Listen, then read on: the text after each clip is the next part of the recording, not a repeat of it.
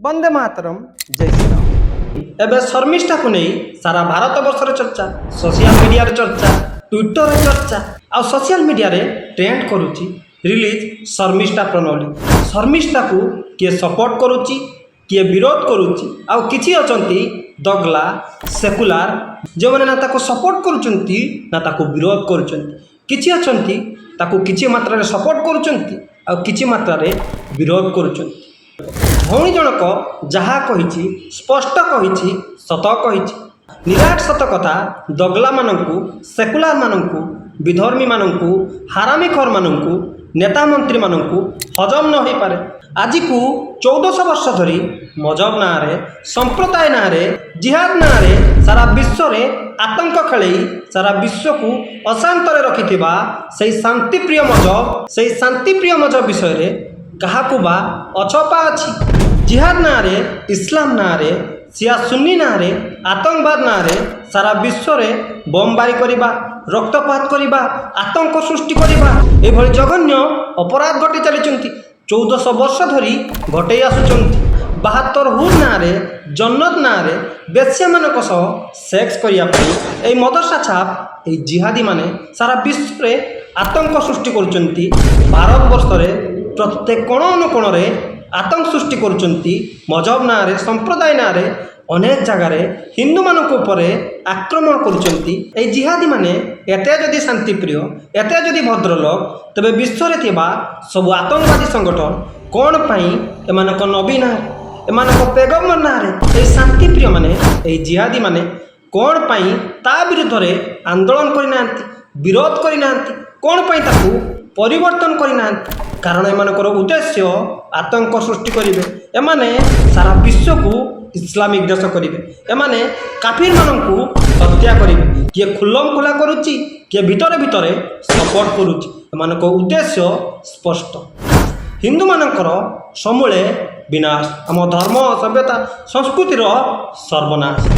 जदि पाकिस्तान विरुद्ध रे आम शत्रु देश विरुद्ध रे जिहादी मानक विरुद्ध रे शर्मिष्ठा भौणी जनक सोशल मीडिया रे आसी विरोध कला स्वाधीन भारत रे यह कौन अपराध? जदि तुम मानक भावना पदिए कथारे सत कथारे आहत होउची तेबे बहुत संख्यक हिंदू समाज जो बहुत संख्यक हिंदू समाज भारत रे रहउचंती प्रत्येक दिन ए जिहादी माने आम गौमाता को मो जीवंत गौमाता को हत्या करी खाउचंती चोरा चालान करूचंती तार निर्मम नृशंस हत्या करुचंती।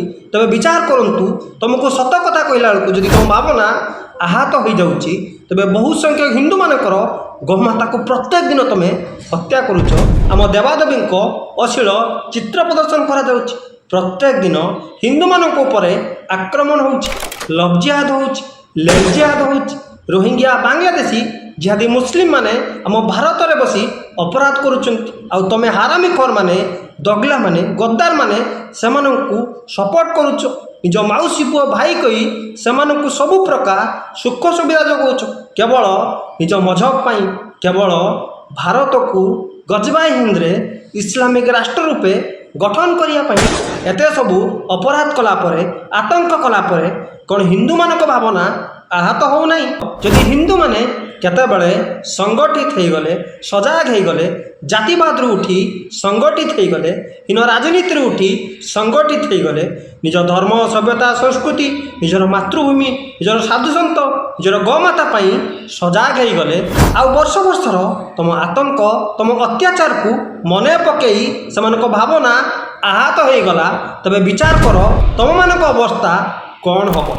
आ पश्चिम बंगर पुलिस को भी मानिबा पाई पड़िबो ममता मान पाई माने पूरा वफादार अच्छा तापरे देश धर्म सभ्यता संस्कृति वेस्ट बेंगल सर्वनाश हो जाऊ किंतु ए हारामीखोर मादरचोद माने वर्ष वर्ष धरी पश्चिम बंग रे हत्या धर्षण बलात्कार हिंदू मानकर सबु किछि लुटा जाउछि बमबारी होउछि गुली होउछि जिहादी आतंकी माने हिंदू मानक बस्ती उपरे बम द्वारा आक्रमण करुचंती हिंदू मानक सह नाही नथिबा अत्याचार हो शेष हिंदू माने बाध्य होउचंती निजर सबु किछि को छाड़ी पलायन करिया पाई। जिहादी आतंकी मानक अत्याचार न सही 5000 हिंदू निजर बेटा माटी छाड़ी पलायन कले। ए हारामीखोर दगला मादरचोद पुलिस ऑफिसर माने ପାଖରେ ରହି ସବୁ ସମୟରେ ତମାସା ଦେଖନ୍ତି ଆଉ ହିନ୍ଦୁମାନଙ୍କର ସବୁକିଛି ସର୍ବନାଶ ଦେଖନ୍ତି। ଏମାନଙ୍କର ସାହସ ହୁଏନି ଜିହାଦୀ ଆତଙ୍କୀ ମୁସଲିମମାନଙ୍କ ଉପରେ କିଛି ବି ଉଁଚୁ କରିବା, କାରଣ ସେମାନଙ୍କ ମମତା ବାନୁ ରାଗିଛି। ପଶ୍ଚିମବଙ୍ଗରେ ମମତା ବାନ ସରକାରରେ ସମ୍ବିଧାନ, ଆଇନ କାନୁନ, କୋର୍ଟ କଚେରୀ ଚାଲିଛି ନା ସିରିଆ କାନୁନ ଚାଲିଛି? ଯଦି ଶର୍ମିଷ୍ଠାକୁ ସତ କହିବା ପାଇଁ ଆରେଷ୍ଟ ହେଉଛି, ତେବେ ଟିଏମସିର ସାଂସଦ ମହୁଆ ମୈତ୍ରା ମା କାଳୀକୁ ନେଇ, ଆମ ସନାତନ ଧର୍ମକୁ ନେଇ ଆପତ୍ତିଜନକ ଟିପ୍ପଣୀ କରିଥିଲା ଆଉ ମହୁଆ ମୈତ୍ରା ଉପରେ 200 ଉପରେ ଏଫଆଇଆର ହେଇଥିଲା, କିନ୍ତୁ ଆଜି ପର୍ଯ୍ୟନ୍ତ ଟିଏମସିର ନେତାକୁ ଗିରଫଦାର କରାଯାଏ ନାହିଁ। ଟିଏମସିର ଆଉ ଜଣେ ନେତା, ଆଉ ଜଣେ ହିନ୍ଦୁ ବିରୋଧୀ ବିକାର ମାନସିକତା ଶିୟାନୀ ଘୋଷ, ଯିଏ ଆମ ଭଗବାନ ଶିବଙ୍କୁ ନେଇ ଆପତ୍ତିଜନକ ଟିପ୍ପଣୀ କରିଥିଲା, କିନ୍ତୁ ଆଜି ପର୍ଯ୍ୟନ୍ତ ତାକୁ ଆରେଷ୍ଟ ହେଇନାହିଁ। ତା ନାଁରେ ବି ଅନେକ ଏଫଆଇଆର ହେଇଛି, କିନ୍ତୁ ଆଜି ପର୍ଯ୍ୟନ୍ତ ସେ ଖୁଲ୍ଲମ ଖୋଲା ବୁଲୁଛି। ଆଉ ଫରାଦ ହକିମ, ଯାହା ପାଇଁ ହଜାର ହଜାର ନିରୀହ ହିନ୍ଦୁମାନଙ୍କର ଘର ଉଜୁଡ଼ି ଗଲା, ହିନ୍ଦୁ ପଳାୟନ କଲେ, ସେମାନଙ୍କର ବଳାତ୍କାର ହେଲା, ସବୁ କିଛି ହେଲା, ଏଇ ଫରାଦ ହକିମ ନାଁରେ ଅନେକ ଏଫଆଇଆର ହେଇଛି, କିନ୍ତୁ ଆଜି ପର୍ଯ୍ୟନ୍ତ ସିଏ ବି ଖୁଲ୍ଲମ ଖୋଲା ବୁଲୁଛି। ଭାରତରେ ଏହିପରି ଚାଲିଛି ଗଣତନ୍ତ୍ର, ନ୍ୟାୟତନ୍ତ୍ର, ବାବା ସାହେବର ସମ୍ବିଧାନ। ଆଉ ସବୁଠାରୁ ଆଶ୍ଚର୍ଯ୍ୟକର କଥା, ଆଗରୁ ମମତା ବାନ ଜୟ ଶ୍ରୀରାମ ନାଁ ଶୁଣିଲେ ଭଡ଼କି ଯାଉଥିଲା, କିନ୍ତୁ ଦେଖନ୍ତୁ ଏଇ ଭିଡ଼ିଓକୁ, ପଶ୍ଚିମବଙ୍ଗର ପୋଲିସ ଅଫିସରମାନେ, ଏଇ ହାରାମିଖୋରମାନେ ଜୟ ଶ୍ରୀରାମ ନାରା ଶୁଣିଲେ କେମିତି ଭଡ଼କି ଯାଉଛନ୍ତି ଆଉ ବିଚ୍ ରାସ୍ତାରେ ଖୁଲ୍ଲମ ଖୋଲା କେମିତି ଧମକ ଦେଉଛନ୍ତି। ସବୁଠାରୁ ଆଶ୍ଚର୍ଯ୍ୟକର କଥା, ସେଇ ହାରାମିଖୋର ପଶ୍ଚିମବଙ୍ଗ ପୋଲିସ ଶର୍ମିଷ୍ଠା ପନୋଲି କେସ୍ରେ ବହୁତ ତତ୍ପର ହେଇଯାଇଛି ଆଉ ପଶ୍ଚିମବଙ୍ଗରୁ ଯାଇ ଶର୍ମିଷ୍ଠା ପନୋଲିକୁ ଆରେଷ୍ଟ କରିଛି, କାରଣ ଶାନ୍ତିଦୂତ ଜିହାଦୀମାନେ ନାରାଜ ହେଇଯିବେ ନା, କାରଣ ଆଗକୁ ଆସୁଛି ପଶ୍ଚିମବଙ୍ଗ ନିର୍ବାଚନ, ସେମାନଙ୍କ ମମତା ବାନ ନାରାଜ ହେଇଯିବ ନା। ଆଉ ଶର୍ମିଷ୍ଠା ପନୋଲିକୁ ସିନା ଆରେଷ୍ଟ କଲେ ସେମାନେ ଖୁସି ହେବେ ଆଉ ୟାକୁ ସତ୍ତାକୁ ଆଣିବେ। ଶର୍ମିଷ୍ଠା ପେହେଲଗାମକୁ ନେଇ, ପାକିସ୍ତାନକୁ ନେଇ, ଆତଙ୍କବାଦକୁ ନେଇ ଯେଉଁ ଭିଡ଼ିଓ ବନେଇଥିଲା, ଯାହାକୁ ନେଇ ଭଉଣୀ ଜଣକ ସେ ଭିଡ଼ିଓକୁ ଡିଲିଟ୍ କରିଛି ଆଉ ଶେଷରେ କ୍ଷମା ମଧ୍ୟ ମାଗିଛି। ସ୍ୱାଧୀନ ଭାରତରେ ହିନ୍ଦୁମାନେ ଆଜି ପର୍ଯ୍ୟନ୍ତ ପରାଧୀନ ଅଛନ୍ତି।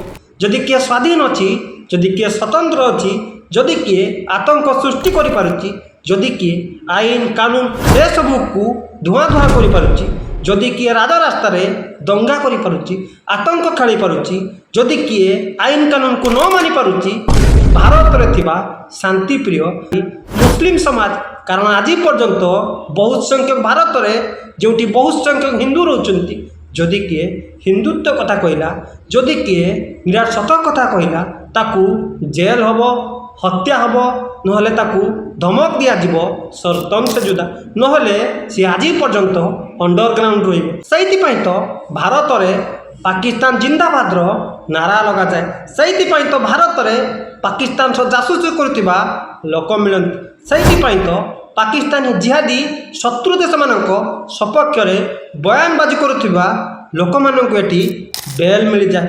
ଆଉ ଯିଏ ପାକିସ୍ତାନ ବିରୁଦ୍ଧରେ, ଜିହାଦ ବିରୁଦ୍ଧରେ, ଆତଙ୍କ ବିରୁଦ୍ଧରେ ସତ କଥା କୁହେ, ନିରାଟ ସତ କଥା କୁହେ, ତାକୁ ଏଠି ସଜା ଦିଆଯାଏ। ହଜାରେ ହିନ୍ଦୁ ସଂଗଠନ ଅଛି, ରାଷ୍ଟ୍ରବାଦ ସରକାର ଅଛି, କିନ୍ତୁ ସେସବୁ ଥାଇକି ଲାଭ କ'ଣ? କ'ଣ ଆଜି ବି ଆମେ ପରାଧୀନ ଅଛେ? ଜୟ ଶ୍ରୀରାମ, ବନ୍ଦେ ମାତରମ୍, ସନାତନ ହିନ୍ଦୁ ଧର୍ମ की जय।